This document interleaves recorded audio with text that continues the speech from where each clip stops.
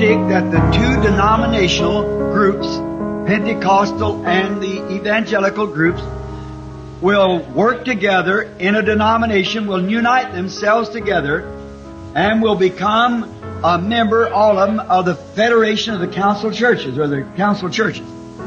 They already belong to it, all of them. And there will come through them a forcing or a boycott that'll stop everything but what belongs to that union of churches.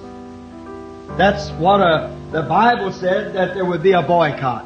Even to such a way it would cause people to not buy or sell unless they had received the mark of the beast, which is Romanism, and the image of the beast, which is Protestantism, that the image of the beast had power, authority to give the image life to speak, and it did. And that's the confederation of churches. When they confederate themselves together. Do not let this word ever depart from your ears, in your heart. Just remember, I speak in the name of the Lord.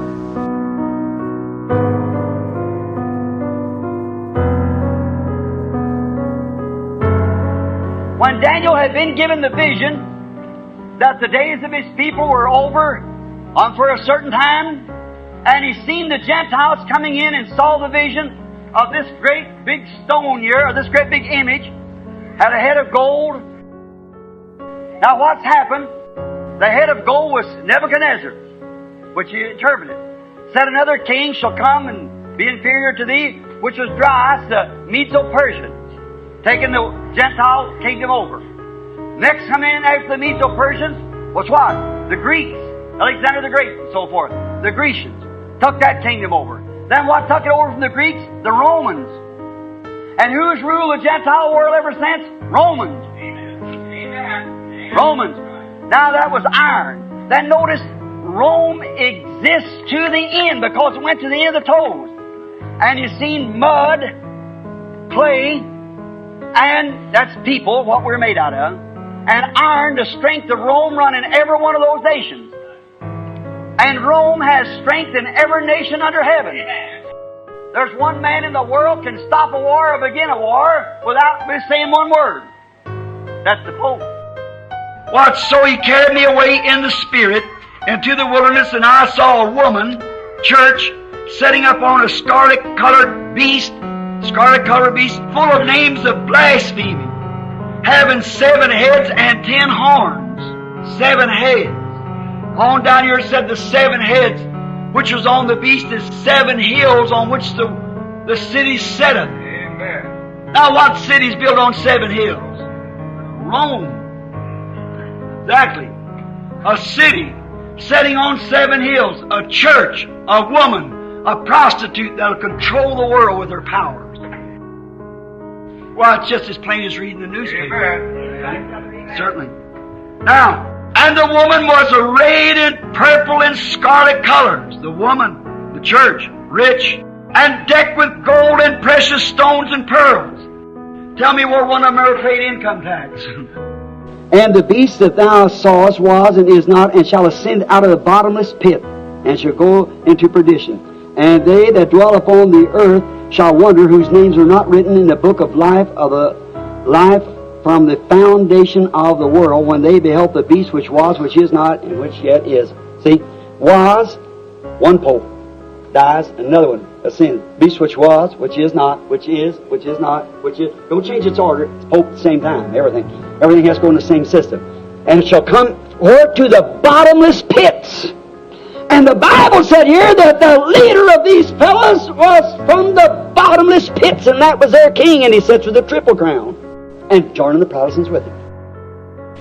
Now he gets into a place that he's going to make a universal church power.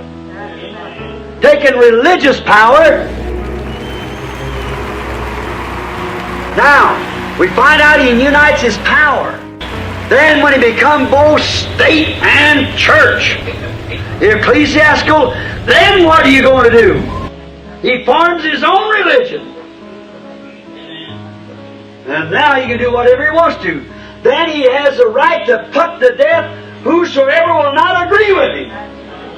That's exactly what he did too. Satan was kicked out of heaven, and he come down according to the Scriptures and enthroned himself. And he had power, supreme power, like that. He done all the miracles and everything that the killings and bloody fights and everything that Rome could produce. He killed by cruel Roman punishment. Remember, Jesus Christ died under the punishment of Rome. Capital punishment. They admit 68 million on the martyrology besides all those put to death outside of that. Oh, mercy. During the Dark Ages, there were millions fed to lions and slaughtered in every way because they wouldn't bow down to that Catholic dogma. You know that. Notice his plans to build a super-denominational church. The World Council of Churches. A super-denominational, so that all the world will worship him, the beast, under the name of United Christianity. Would you like to read that in the Bible? Revelation 13, 6 and 8. It's a modern Tower of Babel. Don't you remember how that Nimrod, the hypocrite, built this big tower and made all the other little cities pay tribute to it? Babel and Babel is the same thing. It just changes its names as it comes on up. It's Rome now is Babylon. And the whole world's brought to Babylon. And it's brought in by the World Council of Churches, which will make every one of them bow to her. Amen. And you took the mark of the beast not knowing what you were doing. But those who are elected will hear the word and come out of it. It'll come a time where you'll either belong to an organization or you can't keep your door open. Now you see if that isn't true. It's the reason we pound it to death. Yes, sir. You and even lower than that, they'll try to seek you so bad till they won't let you buy or sell unless you've got that organization mark on you. It brings it right in. Just exactly like that day. They burn them. I stood there in that arena, wept like a baby when I look up there where the gladiators would sit, and that old arena there, and see them things, and know that many of my Christian brethren was eaten by lions and tore to pieces on the ground there, and women and little children and things. And I think if they all went down in faith, would I let them down now? No, sir, brother. Hallelujah. God, let me stand for the faith that was once delivered to the saints. That same thing, no matter how unpopular.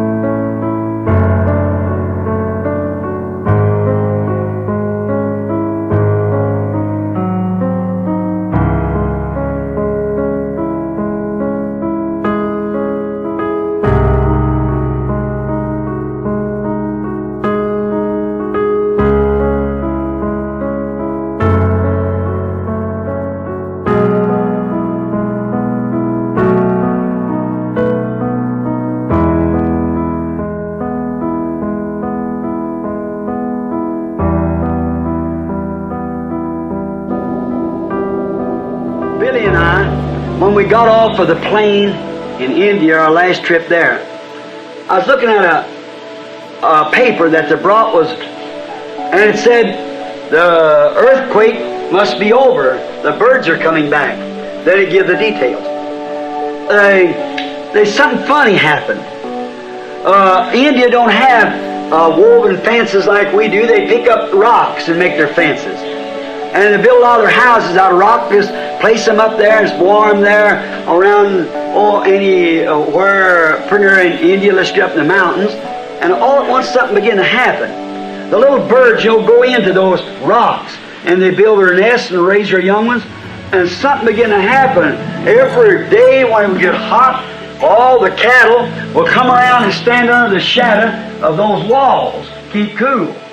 And all the little birds live in those places. And all of a sudden, all them little birds, for some unknown reason, they all took off. And they went out and didn't come back to their nest. They went out in the field and they sat in the trees, wherever they could get, right out on the ground. The cattle wouldn't come around. The sheep wouldn't come around. They stayed right in the field and hugged up against one another. It's a good way to do it. They knew that something was going to happen.